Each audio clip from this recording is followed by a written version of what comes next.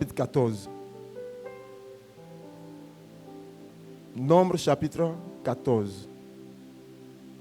Notre verset d'appui sera le verset 24, mais nous allons travailler dans le chapitre 13, le chapitre 14. Donc, on va ressortir parfois des versets pour attester, n'est-ce pas, nos propos.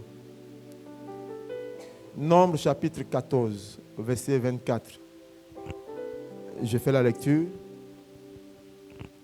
Nombre chapitre 14, verset 24. Il est écrit: et parce que mon serviteur Caleb a été animé d'un autre esprit et qu'il a pleinement suivi ma voie, je le ferai entrer dans le pays où il est allé et ses descendants le posséderont. Amen. Adonai, le Père de gloire, je bénis ton nom ce matin. Merci pour ta présence qui nous fait du bien. Merci pour ta fidélité. Je voudrais encore ce matin, Seigneur, par ta grâce, parler de ta part. C'est pourquoi je te prie, Seigneur, capacite-moi. Fais déborder ma coupe, afin que mes propos soient trouvés justes dans les oreilles et dans les cœurs de tes enfants, ceux-là que tu as appelés à ton œuvre. Je prie pour cela que tout esprit, Seigneur, d'assoupissement, de murmure, de dispute, de distraction, soit chassé au nom puissant de Jésus-Christ de Nazareth parmi nous, mais que le Saint-Esprit lui-même nous prépare à la réception de cette nourriture spirituelle. Merci. Parce que tout ce qui n'est pas digne de toi est chassé de ces lieux au nom puissant de Jésus-Christ. Nous couvrons ces lieux de ton sang et nous déclarons ton règne en ces lieux. Rends ton nom grand et rends notre joie parfaite. Merci Seigneur, au nom de Jésus que nous avons prié. Amen. Amen, amen. Voici notre texte de base. Et le thème que j'ai donné, c'est Caleb a été animé d'un autre esprit. C'est juste le verset que j'ai transposé. Alléluia. Caleb a été animé d'un autre esprit. Et là, c'est Dieu qui parle. Dieu dit, Caleb a été animé d'un autre esprit. Mais il y a quelque chose qui m'a vraiment plu. Vous voyez au chapitre 13 du Nombre, le livre de Nombre, au chapitre 13, la Bible dit que quand Israël est sorti de l'Égypte, après avoir parcouru une bonne distance dans le désert, Dieu leur avait dit qu'il va les amener à Canaan. Mais ce qui est intéressant, qui m'a vraiment fait plaisir, c'est que la Bible dit, Dieu dit à Moïse, dans le chapitre 13, qu'il faut qu'ils se choisissent, n'est-ce pas, des espions. Des espions. C'est Dieu qui a dit, je vais vous donner Canaan, le pays où coule le lait et le miel.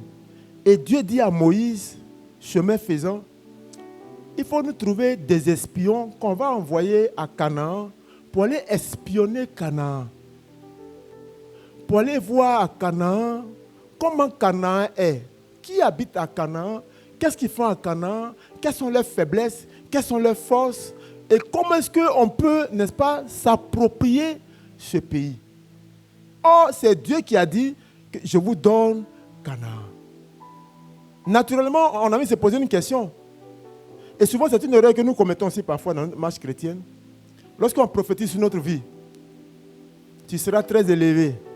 Tu vas être un directeur plus tard dans le temps. Tu vas être comme ça, tu vas être comme ça. On a comme l'impression que dès que c'est prophétisé comme ça, les lendemains doivent être meilleurs, doux, souples, adorables, simples. Et dès qu'on est un peu titillé, on commence à pleurer. Pourquoi? Parce que pour nous, la prophétie qui a été déclarée sur nos vies doit nous donner une carte blanche pour entrer partout où on veut, parce que Dieu a parlé sur nous. Mais le texte biblique va nous faire comprendre que Dieu même il a parlé sur Israël. Et puis il a dit, choisissez-moi des espions. Alléluia. Alors, je vais annoncer à une personne ce matin que si on a prophétisé sur toi, si une fois tu as entendu dire ainsi par l'Éternel te concernant, attache bien ta ceinture. Oh, ton amen n'est pas fort. J'ai dit, si un jour on t'a dit, Christ, que ainsi par l'Éternel te concernant, c'est ta ceinture. Parce que le ainsi parle ouvre la voie au combat spirituel. Ce n'est pas une carte blanche pour entrer à la présidence. Ce n'est pas une carte blanche. C'est pourquoi il nous faut un autre esprit. Dieu donc va dire à Moïse, et Moïse va faire quoi? On dit, il va se choisir 12 espions. Et quand vous lisez le texte, après le chapitre 13 de Nombre, on dit, ceux qui ont été choisis sont des gens qui sont établis dans les familles, c'est des princes. C'est-à-dire, c'est des gens dont le témoignage est spécial. Et dont le courage a été reconnu et a été su et vu de tous parmi Israël. Donc, partant des 12 tribus, on va donc prendre des princes dans chaque tribu. Donc, des gens sur qui on peut compter, ou bien des gens de qui, quand on va recevoir un résumé de leur visite ou bien de leur voyage, on peut certifier que c'est fiable. Donc, ce n'est pas n'importe qui. Vous convenez? Ce n'est pas n'importe qui. Pourquoi? Parce que l'enjeu est de taille. Il nous faut des hommes spéciaux, il nous faut des femmes spéciales, il nous faut des hommes qui ont du caractère, des hommes qui peuvent comprendre la pensée de Dieu, des hommes qui ont montré de par leur mode de vie au milieu du peuple qu'eux, effectivement, ils ont été mis à part. Ainsi donc, quand on les a choisis, il nous a été dit qu'il n'y a pas eu de murmure parmi le peuple par rapport au choix qui a été fait. C'est une particularité. C'est-à-dire qu'on a choisi les 12, le peuple n'a pas murmuré. Vous dites que nous, on n'est pas d'accord, ce n'est pas lui qui doit partir, mais c'est lui-là. Non, le peuple a attesté que, effectivement, ceux qui ont été présentés par des familles sont ceux-là vraiment d'une bonne renommée et donc on peut compter sur eux. Donc ce n'est pas des lâches, ce n'est pas des faibles, c'est des hommes d'un courage reconnu. Donc c'est des personnes de la société qui ont une marge ou bien une position respectée. Alléluia. Mais la Bible dit que quelque chose va se passer. Quand on arrive au chapitre 14, la Bible dit ils sont allés effectivement à Canaan et ils ont fait un très bon diagnostic. Ce qu'ils ont vu est juste. On dit qu'ils ont vu des géants. Ils ont vu dans la contrée, avant d'arriver à Canaan, ils ont trouvé d'autres peuples autour de Canaan, mais qui n'étaient pas les moindres. Hein. C'était des peuples guerriers. Des gens qui sont appelés et qui sont habitués à la guerre. Et donc ces espions vont donc expliquer à Moïse et au peuple, au retour de leur mission, ce qu'ils ont vu là-bas. Ils ont même apporté même de la nourriture pour montrer qu'effectivement, Canaan est une bonne terre. Mais vous voyez, quelque chose va se passer parmi le peuple. Et ça va créer des murmures. Ça va créer une rébellion. Ça va créer une contestation. Des gens qu'on a envoyés, qu'on a mandatés, qui sont venus faire un rapport. On a testé que le rapport est juste. Mais après le rapport, ils ont ajouté une partie d'eux au rapport. C'est-à-dire, ils sont allés, ils ont vu des géants. C'est vrai. C'était vraiment des géants. Ils ont dit, on était comme des sauterelles à leurs yeux. C'est vrai. Mais ils ont ajouté, on ne peut pas les vaincre. Ça, ce n'est pas vrai. Ils ont ajouté, on ne peut pas les vaincre. Ça, ce n'est pas vrai. Parce que pour attester de pouvoir avoir une situation sur une personne, il faut d'abord le combattre. On ne peut pas regarder quelqu'un de l'extérieur pour savoir s'il peut nous frapper ou s'il ne peut pas nous frapper. Il faut d'abord qu'il te frappe vrai, et puis que tu sois couché pour dire, ouais, c'est moi j'ai mal apprécié, mais c'est un garçon. Là, en ce moment, tu es couché, il y a 3 dents en arrière. On dit, ouais. Mais comment tu t'es arrangé et puis tu n'as pas pu percevoir qu'il pouvait te frapper. C'est mon jugement qui m'a trompé. Mais au moins, tu as 3 dents en moins. Ça, ce serait normal. Mais vous voyez, ces personnes sur qui on a mis notre assurance sont venus ajouter de leur personnalité sur le rapport. Alléluia. On va lire un peu. Quoique vous sachiez quand même le texte, il est quand même bon qu'on le lise un peu. Parlant des rapports qui sont venus donner. Et là, on va le lire dans chapitre 14.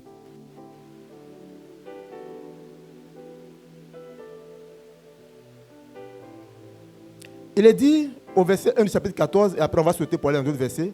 Il dit, toute l'assemblée éleva la voix et poussa des cris, et le peuple pleura pendant la nuit. Non, revenons au chapitre 13, où ils font le compte rendu.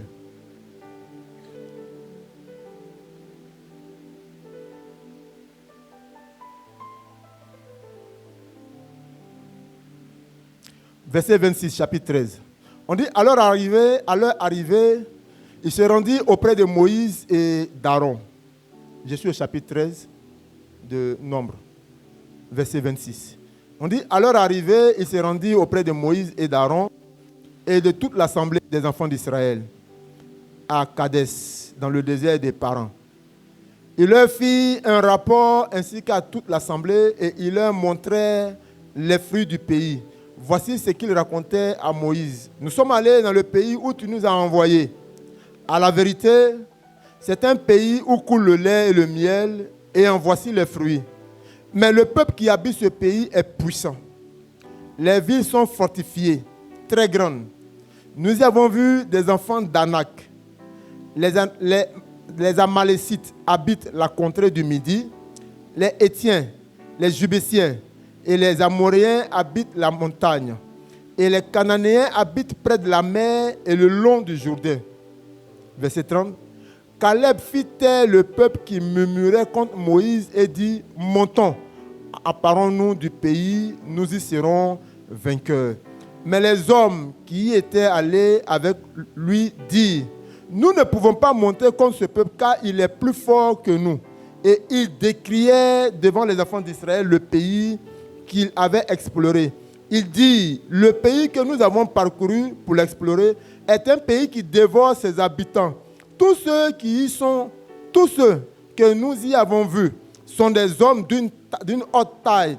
Et nous y avons vu des géants, enfants d'Anak, de la race des géants. Nous étions à nos yeux et aux leurs comme des sauterelles. Alléluia. Voici le rapport qui a entraîné les murmures. Souvent, dans le corps de Christ, les dangers et les difficultés viennent souvent des collaborateurs directs du leader. Et je le dis toujours ici, j'ai 18 responsables des départements. Au Congo, ils en ont plusieurs. Là-bas, il y a les missions sectorielles et les missions départementales. Il y a tellement de séquences qu'ils ont beaucoup plus de responsables là-bas. Parce qu'on a plus de 50 à 60 assemblées seulement au Congo-Brazzaville. Seulement au Congo. Beaucoup d'églises dans les différents quartiers. Alors quand on parle d'une église, on parle d'une équipe qui assiste le pasteur. Si le pasteur n'arrive pas à transmettre la pensée du leader, qui est l'apôtre, qui est le visionnaire, c'est-à-dire ses collaborateurs peuvent s'opposer à ce qu'il veut transmettre. Or, les collaborateurs sont plus proches du peuple, contrairement au pasteur. C'est pourquoi ce qui s'est passé dans le peuple, c'est que ceux qui étaient au contact du peuple, les 12 disciples, les 12 espions, chaque espion était un prince de sa tribu. Donc, quand il parle, son langage a un pesant d'or. Et sa personnalité a une influence.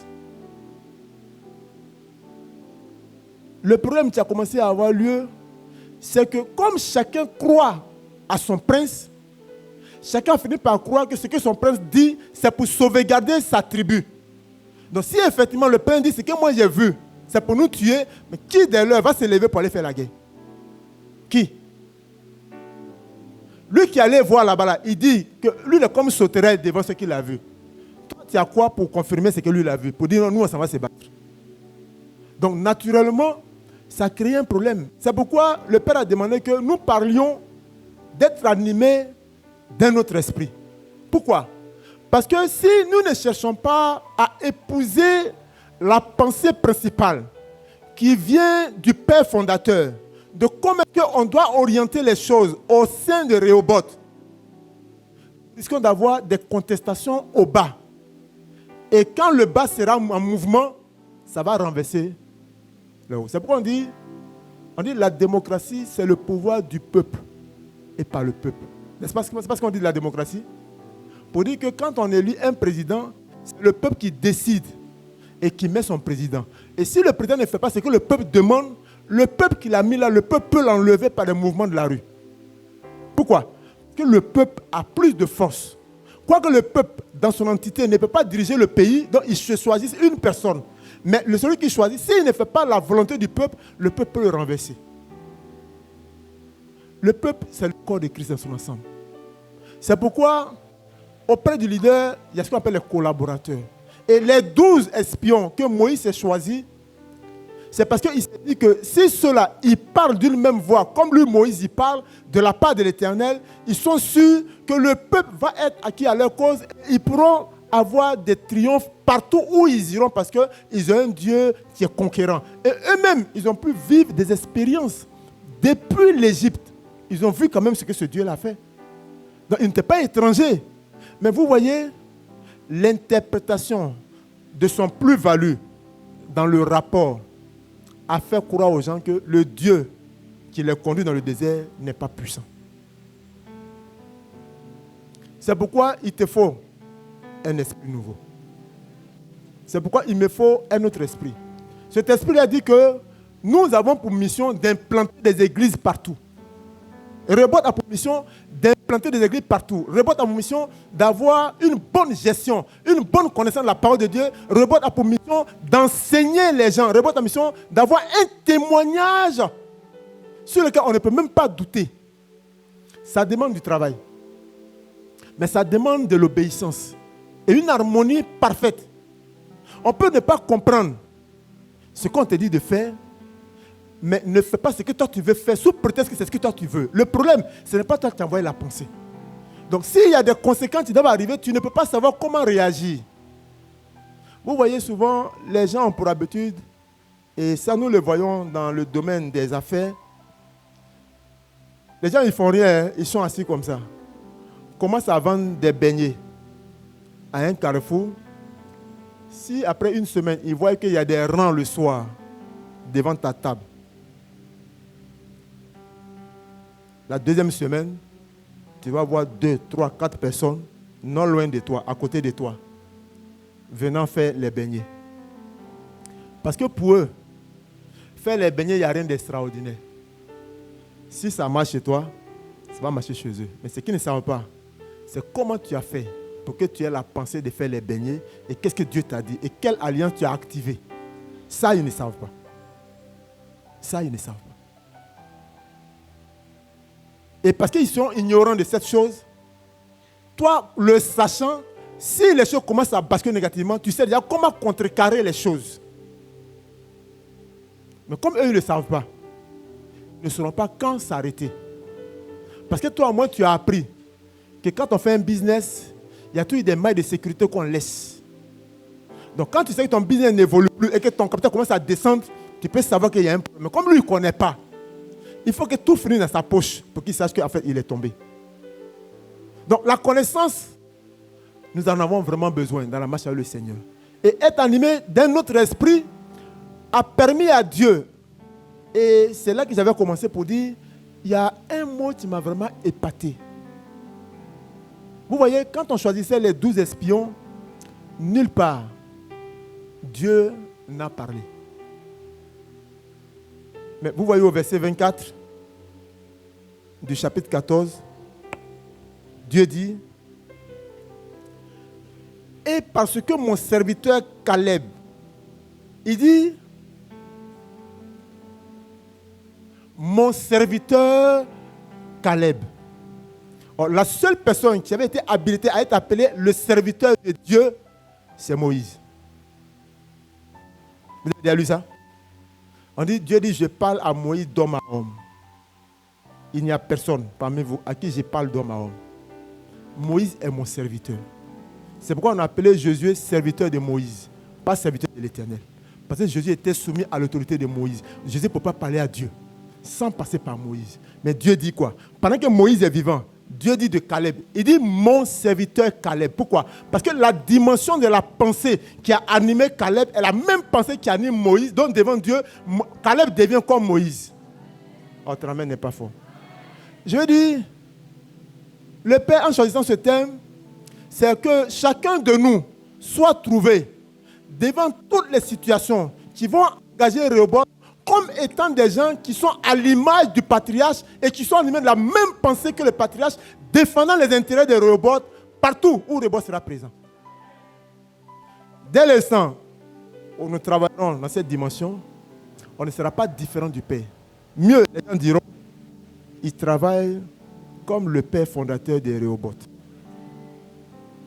Un jour, le frère Valdo nous a rendu un témoignage ici. Il dit qu'ils étaient allés dans un programme au Congo et on lui a demandé d'intervenir pour faire l'intercession. Il dit quand il a fait l'intercession, quelqu'un qui l'a approché, qui lui a dit, certainement tu es de Rehoboth. Il dit oui. Il dit comment tu as su? Il dit il y a une discipline qui fait partie de la vie des membres de Rehoboth. Quand cette discipline s'active, tous ceux qui voient clair peuvent savoir. Et lui, il a été épaté de savoir que le monsieur savait qu'il est de Rehoboth. Alors il ne s'était pas encore présenté. Donc Rehoboth est une famille où nous avons une pensée, et nous avons un leader, et nous avons une vision, nous avons un mode de vie. C'est vrai qu'on a écrit, on a collé, mais il faut que ça se voie dans la vie de chacun. Nous sommes appelés à être animés d'un autre esprit. Notre esprit, c'est quoi? C'est défendre les intérêts de l'Église premièrement d'abord. Souvent, je le disais, mais peut-être que je ne le disais pas les mots justes. Je disais, on peut ne pas être d'accord. Ça peut arriver. Et c'est ce qui montre même qu'on est des humains. Hein? Sinon, si ce n'est pas ça, ce ne serait pas normal. Le fait par moment de ne pas être compris ou de ne pas être bien compris, ça montre qu'en fait, nous sommes des humains. Mais quand maintenant on veut aller au jugement de ce qui doit nous diviser, on ouvre la Bible. Et puis on demande quels sont les intérêts de Christ au sortir de l'incompréhension. C'est-à-dire, Christ gagne quoi? Toi, tu gagnes quoi? L'autre avec qui tu en parles, lui, gagne quoi? Mais Jésus gagne quoi? Ou l'œuvre gagne quoi? Si Christ ne gagne rien dans vos incompréhensions, suspendez ça. Ne cherchez pas à savoir qui a raison, qui n'a pas raison. Parce que si vous cherchez à savoir qui a raison, Christ risque d'avoir tort. Or, si Christ a tort, vous et moi, nous sommes dans le panier. Parce qu'on va reculer d'un pas. Et les 12 disciples, deux seulement, ont été animés d'un esprit qui animait Moïse. Dieu lui-même va donc parler pour dire, Caleb, mon serviteur, il dit, ce que tes yeux ont vu à Canaan, je vais te donner ça. Il dit, parce que ce que tu dis vient de moi. Mais vous les 10, ce n'étaient pas des moindres. J'ai dit, c'était des princes qui ont été choisis par leur tribu. Donc, c'était des personnes de référence. Ils ont regardé à leur intérêt. Ils ont regardé à leur position. Et ils ont pensé qu'eux, ils sont bien placés pour bien réfléchir que Dieu qui les a délivrés de la main des pharaons. Parce que pour eux, en regardant les habitants de Canaan, en regardant à leur taille, en regardant à leur force, en regardant à leur position stratégique, ils se sont dit que même Dieu ne peut pas les délivrer de ces hommes. Or, ce qu'ils ignoraient, c'est que Dieu les a délivrés de la main des pharaons. Or, en son temps, l'Égypte était le pays le plus puissant au monde entier. Je reprends bien. De la même manière, les États-Unis sont puissants là. Aujourd'hui. Là. De la même manière, la Russie est puissante aujourd'hui. Si on te dit que tu as affaire à eux, demander pardon est mieux. Avant, ils vont se réveiller. C'est-à-dire, les parents, ils dorment, tu es devant les pauvres, ils disent non, en fait, je me suis trompé. Je me suis trompé, ce sont mes conseillers qui m'ont trompé. Sinon, moi-même, vous savez, je vous aime. Prenez tout ce que vous voulez. Et puis, nous, on va louer Dieu seulement. C'est ce que l'Égypte était. Quand on vous parle des contrées où Pharaon dominait, mais tu ne peux pas t'amuser avec. Et quiconque se levait devant l'Égypte était écrasé systématiquement. Mais à cause de cette force physique, militaire, ils avaient le pouvoir spirituel du dieu du Nil. On appelle le crocodile. C'est une entité spirituelle qui montre la force. Vous voyez le crocodile? On dit que sa force de mâchoire peut écraser. Quand on vous explique dans les documentaires la puissance de la mâchoire du crocodile, vous allez savoir qu'on ne joue pas même avec son enfant. Avec son enfant, on ne joue pas. Parce que s'il te prend comme ça, il te coupe le bras. Si vous voyez les documentaires, parfois, quand les animaux traversent souvent les rives, les rivières, vous voyez comment ils les attrapent, ils les enroulent dans l'eau, puis les tuent. Donc cette expression de la puissance du crocodile était une puissance spirituelle que l'Égypte avait. Donc avant même de t'attaquer physiquement, il t'attaque spirituellement. Et Dieu a pu délivrer Israël de la main de Pharaon. Et c'est même Israël, c'est eux qui disent aujourd'hui, du moins une partie, et la plus grande partie, qui dit qu'ils ne croient plus que Dieu puisse les délivrer de la main des simples habitants. Je voulais dire à quelqu'un ce matin que si tu ne changes pas ta manière de voir les choses spirituelles, tu paieras le prix de la hauteur que tu te seras donnée devant la situation. Si tu penses que ce qui est devant toi est trop grand et plus grand que ton Dieu, tu ne vas pas avoir de nouvelles conquêtes et tu n'auras pas de territoire. Si tu penses que ton Dieu, c'est juste quand on est dans les quatre murs, c'est là qu'il peut se manifester. Mais après ça, c'est fini. C'est ton intelligence qui va te permettre d'avancer. Je vais te dire une chose. Il n'y a pas une place actuellement sur la terre qui soit vide. Prends, tu es en Master 2. Ce pourquoi tu es en Master 2, ceux qui sont passés avant toi n'ont pas de place pour travailler. Mais ça ne t'a pas permis, mais ça ne t'a pas découragé pour dire non, je ne vais plus à l'école parce qu'on dit qu'il n'y a plus de travail. Mais tu es ici avec moi et tu es en train de faire doctorat. Pourquoi? Parce que tu sais que tu appartiens à un Dieu qui est puissant. C'est lui qui fait incliner les cœurs des rois. Et quand ton temps sera venu, tu sais qu'il est capable d'ouvrir une porte, un chemin nouveau pour te positionner, même dans un désert, pour que tu aies ta part de contribution. Parce qu'il sait qu'il aura besoin de toi pour parler à cette élite-là. Quand le temps sera venu, c'est pour ça, toi et moi, nous croyons que rien n'est encore perdu. Demain sera meilleur. Mais nous sommes conscients. D'après eux, il dit que tout est déjà balisé, scellé, sécurisé. Mais nous savons une chose. Dieu a pour nous un plan. Dans sa volonté, il ne nous laissera pas orphelins. Donc nous avons besoin d'être animés dans notre esprit. Et cet esprit doit t'amener, toi et moi, à comprendre que les intérêts de Dieu, on ne doit pas discuter avec ça. Partout où tu seras, quand tu seras seul, vois-toi comme étant un émissaire de Rehoboth. Quand tu seras là avec tes responsables, sache que tes responsables sont tes responsables. Ils ont été établis par Dieu. Si tu penses que ceux qui sont établis sur toi sont établis par Aimé Bédi, et comme tu t'en fous d'Aimé Bédi, tu peux te foutre d'eux, tu vas te créer des problèmes. La Bible dit, les 10 autres, qui avaient une bonne renommée, par leur jugement d'erreur, ont entraîné le peuple dans le murmure. Dieu a décidé qu'il n'ait pas accès à Canaan. Vous voyez comment c'est dangereux? Ils ont fait remonter leur peur. Leur peur a impacté le peuple. Le peuple donc a réagi à la hauteur de leur peur et à la dimension de leur peur. Ça a mis Dieu en colère et Dieu a pris une décision. Vous êtes le peuple de Dieu. Et j'ai 18 responsables ici. Et sous vous sont établis d'autres personnes avec qui vous devez, n'est-ce pas, travailler pour que le corps de Christ avance. Si eux ils ne comprennent pas, vous avez la responsabilité de les rassurer. S'ils doutent, vous avez la responsabilité de les aider à ne plus douter. Mais vous n'avez pas le droit de les faire douter. Non, vous n'avez pas le droit. S'ils devaient s'approcher de vous pour dire, moi je pense que ça, c'est pas normal, tu te tais et puis tu fais ce qu'on nous a dit de faire. Tu te tais d'abord, garde ta pensée. Parce qu'il y en a qui sont pessimistes par naissance. Dès qu'on entreprend une chose, non, ça ne va pas marcher. Dès qu'on fait, non, ça ne va pas marcher. Il faut laisser ça. croyant que tout va marcher d'abord, puis après, mettons-nous dans la foi. Si Dieu dit que ça ne marche pas, c'est son travail, ce n'est pas pour nous. Mais lui, le conseil, c'est que nous avons entrepris, c'est pour lui. S'il n'a pas voulu ça marche, nous bénissons son nom et nous faisons encore une autre proposition. Pourquoi? Parce que c'est de Dieu. Pourquoi vous êtes assis ce matin? Certains parmi vous sont fatigués. Mais parce qu'ils savent que c'est Dieu qui pourvoit à leurs besoins par le canal de leurs différents parents. C'est pourquoi je suis là ce matin, pour dire merci à Dieu. Je pense que si nous faisons confiance à ce Dieu-là, nous avons même besoin d'être animés d'un autre esprit. Tu as besoin d'être animé d'un autre esprit. Afin que là où les gens ne voient pas des opportunités, toi et moi voyons des opportunités.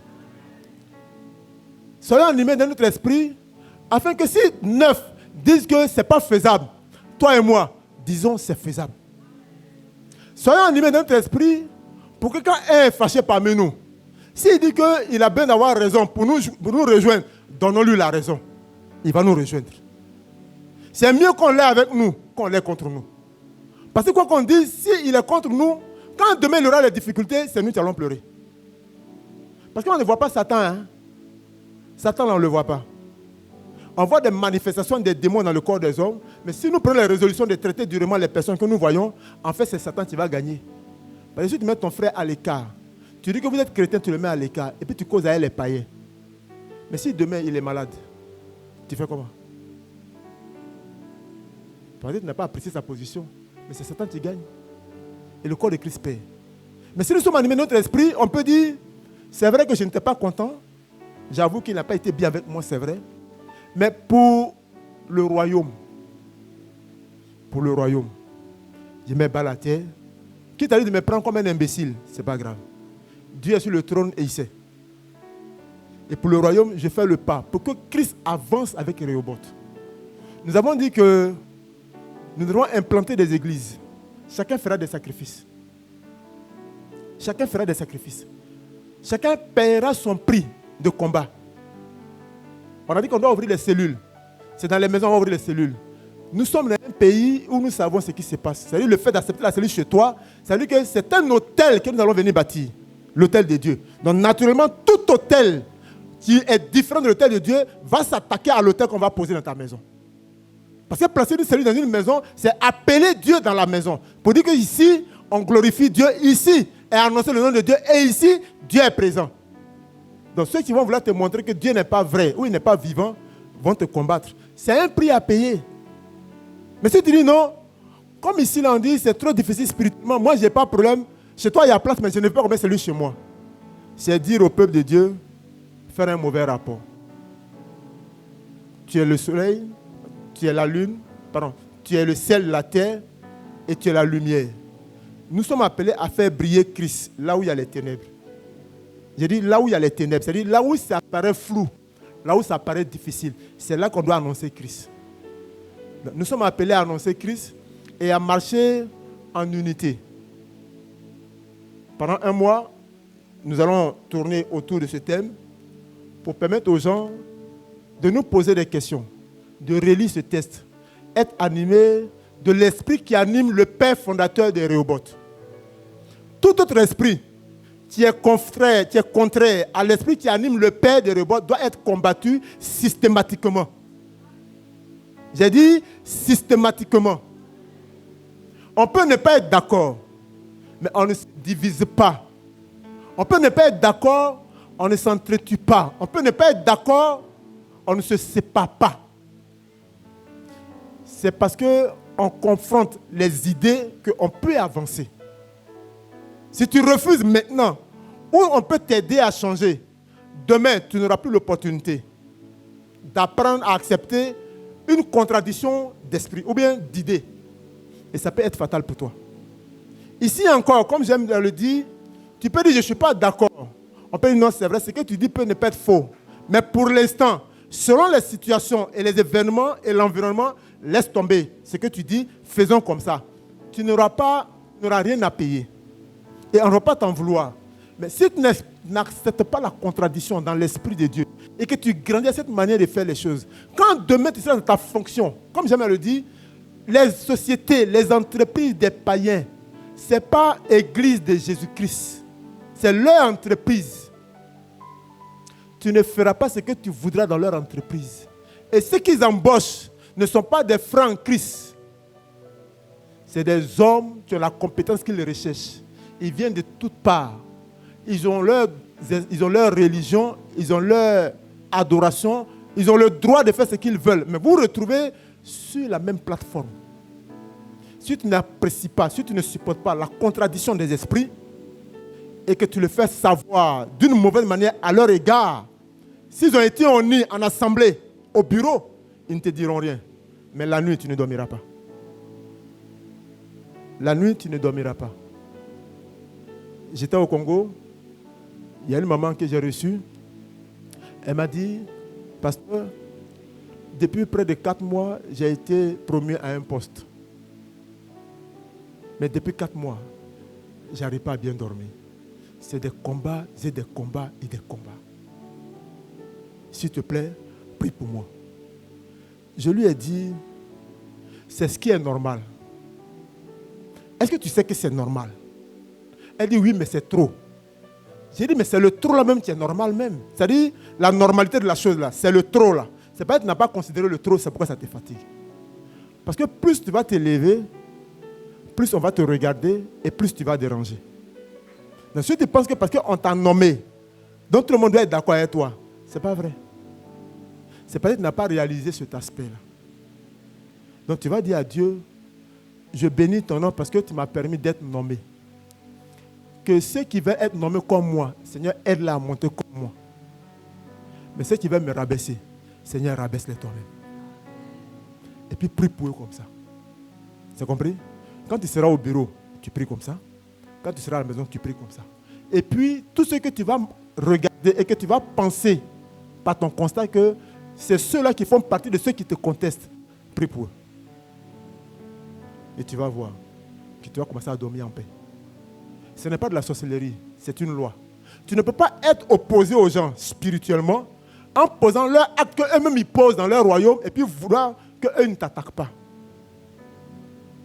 Ce qui nous donne toujours la victoire sur les œuvres des ténèbres, c'est la manière d'approche que nous avons par rapport aux œuvres des ténèbres. Quand les ténèbres se manifestent, c'est la violence, c'est la bagarre, c'est les rancœurs, c'est les divisions, c'est les incompréhensions. Quand le nôtre se lève, c'est la douceur, c'est l'harmonie, c'est la paix, c'est la bonté, c'est la joie. Quand tu manifestes ces choses du royaume, naturellement, ils vont s'éteindre seuls. Mais si tu dis, comme il est comme ça, je serai comme ça, mieux que lui. Non, tu te fais avoir. Et quand je suis arrivé, je l'ai appelé, elle me dit, les choses commencent à aller bien. Je lui ai dit, c'est simple. C'est un mode de vie. Ce n'est pas prêcher la Bible et puis vivre ce que tu veux. Non. La Bible, on doit la vivre pour qu'on voie la Bible en nous. Quand on voit la Bible en nous, on dit, Dieu est en toi. Certainement que tu es un serviteur de Dieu. Ça va te permettre d'avoir un avantage sur tes ennemis. Et tes ennemis vont te permettre de devenir plus grand et plus fort. Parce que plus ils vont te combattre, tu vas garder une ligne droite. On m'a raconté l'histoire d'un pasteur et puis je chute par là. On dit, il priait un jour et puis il disait à Dieu, dans une assemblée, il dit, Seigneur, je te prie et je te confie de veiller sur mes amis. Mais laisse-moi moi-même m'occuper de mes ennemis. C'est un homme de Dieu qui nous a raconté l'histoire, je crois que c'est la vérité. Et il a prié comme ça, et quand il a fini, après ses amis lui ont demandé, ah, c'est ce qu'il faisait de prier ça. Il dit, quand tu sais que telle personne est ton ennemi, naturellement, tu as des prédispositions qui te mettent, n'est-ce pas, sur un qui-vive d'assurance et de méfiance. Donc, c'est plus facile de savoir avoir une position devant un ennemi. C'est pas ça? Mais quand on dit que c'est ton ami, tu fais comment pour être méfiant? Or, ceux qui sont les plus terribles souvent, c'est ceux qui ont accès à notre vie. Ceux qui sont proches de nous. Il te sera difficile de savoir qui est animé d'un mauvais esprit. C'est pourquoi lui préfère confier ses amis à Dieu et dire à Dieu, de lui laisser lui ses ennemis, lui va s'occuper d'eux. Les gens en ont ri, mais à la pensée, on dirait que ce n'est pas mauvais. Confions nos amis à Jésus. Lui connaît leur cœur. Et ceux qui sont nos ennemis, commençons à prier pour eux, pour qu'ils viennent, pour nous rejoindre. Parce qu'on sait qu'eux, au moins, ils nous contestent. Prions pour eux. Mais quelqu'un qui te conteste, il rit à toi tous les jours. Tu penses qu'il peut entrer chez toi.